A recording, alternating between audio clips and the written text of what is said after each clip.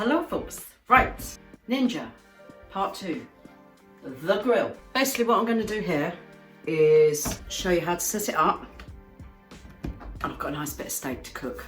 So, when you get out, you got your grill, the pan. This always has to be in, regardless what you're cooking, has to be in. And it only goes in one way. Idiot proof. Your grill plate and your air crisp pan. Now, you've also got the probe, which is on the side in that, and it just flips out. Easy to put back in, wrap it round and it goes in. If you want to use the probe, it's got to be plugged in before you turn it on, so you can use the presets. And there's a little place, just make sure it clicks in, okay? The filter. Oh, let's bring this down. It's a little hinge there. Press that back and the filter will come out. Now, Chris and others say use a dishwasher tablet. As soon as you've used it, put it in, leave it overnight, cleans it. It does work. But I don't have a dishwasher, though I did get dishwasher tabs just to try it. B&M $2.99, cheapest. Failing that, elbow grease £1. Spray it, scrub, done. And elbow grease is amazing to clean it. Just pop it back in and then press it in. Let it dry overnight. You don't want it to go in wet. As soon as I finish cooking, I get a wet cloth and I wipe all around here and above. Watch your fingers, there's some sharp bits in there. But it just gets the grease off and wipe all around here. It's easier when it's hot because the fat will come off easy, okay? Now, because I'm doing steak, I'm probing it. If you're using chicken thighs, you can still probe it, but be warned, don't put the probe near the bone because the bone will heat up quicker than the meat and you can end up with raw meat. Just anything with bone, don't go near it. Close the lid, switch it on, press grill. Now if you want to use the presets, which I do, press the preset button. Right, first one's chicken, then beef, then pork, lamb and fish, and then it goes back to chicken. Right, so I'm doing beef. I like my steak about medium, so I'm going, let's go 6. Okay, and then you just press start. It's on high and it will heat up. The grill is the longest thing to take to heat up. It'll take a good 5 minutes or so, okay? And you just leave it. One function I do like is the reheat button. Main pan, it's great for reheating stuff straight from the freezer. I don't even defrost stuff, but I've done the fish bites or things like that. I just get my brownie tin or the air crisp tin, bung them in, just press reheat, press start. I think it does 15 minutes at 175, something like that. Make sure your food's piping hot, obviously, probe it, make sure it's piping hot when you've done it, but it's great and it crisps it back up. The air crisp I use to do my pork belly strips. Cut them into chunks, season with whatever you want. I switch it on to air crisp and it comes on 200 at 20 minutes. I add another 10 minutes because I like my crackling really crispy and my pork crispy. But again, do it to your liking. And then once it's heated it, chuck them all in, leave them alone, job done. I did that yesterday, beautiful. Chicken wings I do in the air crisp again, probably about 35, not chicken wings, chicken thighs, or even drumsticks I do about 40 minutes. Season with what you want, air crisp, 200 degrees, job done. Now, when you're probing, yeah, my dinner, yum yum. Now, I'm also, if I can find it, woohoo!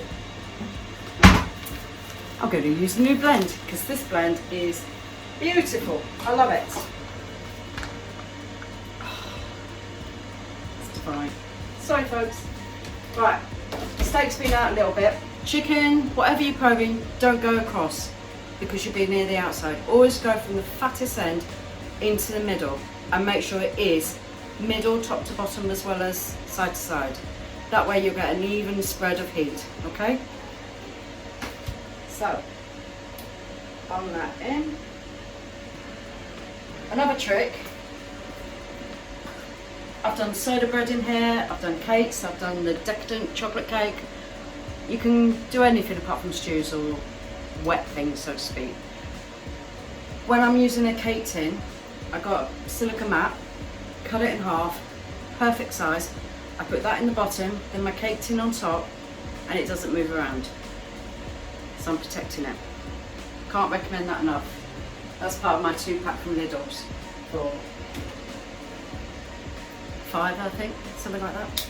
I've never cooked fish in this, but I would do it on grill, and I would probe it so that it's not overcooked, because there's nothing worse than overcooked. But then I like pan-fried fish with a nice butter. Can't beat it. I use the grill a lot. I use air crisp quite a lot. Bake for your breads. Soda bread works wonderful. It does wonders in there. If you're doing breads and cakes, drop it by 20 degrees and reduce the time by about 10 minutes. You can always add more time. Mainly because, unlike the Foodi, it is much smaller, much more compact, so the heat circulates quicker. Some of you have said that it smokes quite a lot. I've never had that problem. I do clean the filter every use unless it's bread, because there's no fat. If you're using anything with fat, make sure you clean it properly straight afterwards. Again, everything's better if it's hot.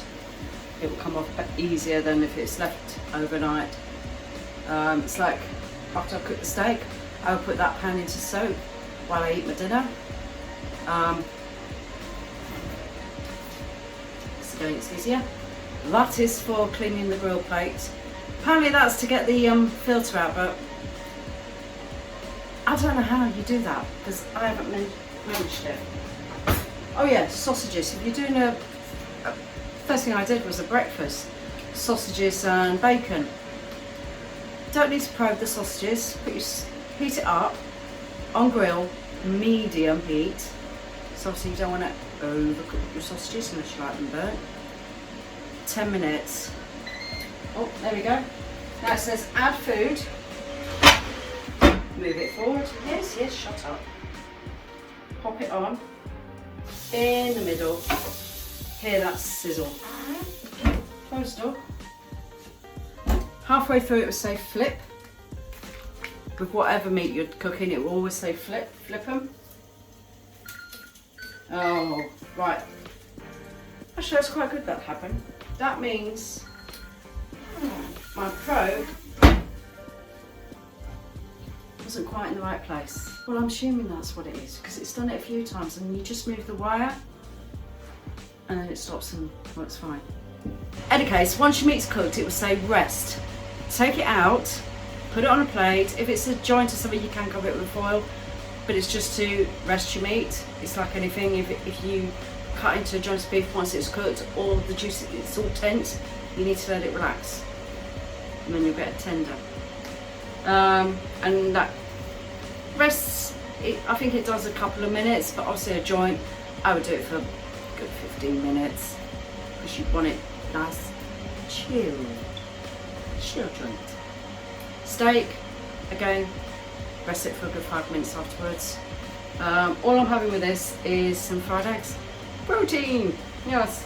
So you got presets which use the probe with. Again, if you're doing a roast chicken, I spatchcock mine. Put it into the breast. If you're using chicken breast, middle of the breast going from one end, the fattest end into the middle, not the thinnest. Just use common sense. It does tell you, the pamphlet you get with it is brilliant and it does tell you properly where to put your probe. Reheat's really good. Bake's good. Roast, if you're doing a roast dinner, chuck it in there. Roast roast veggies, brilliant. Okay, hope you found this helpful. If not, sorry, wasted your time. Ta-da!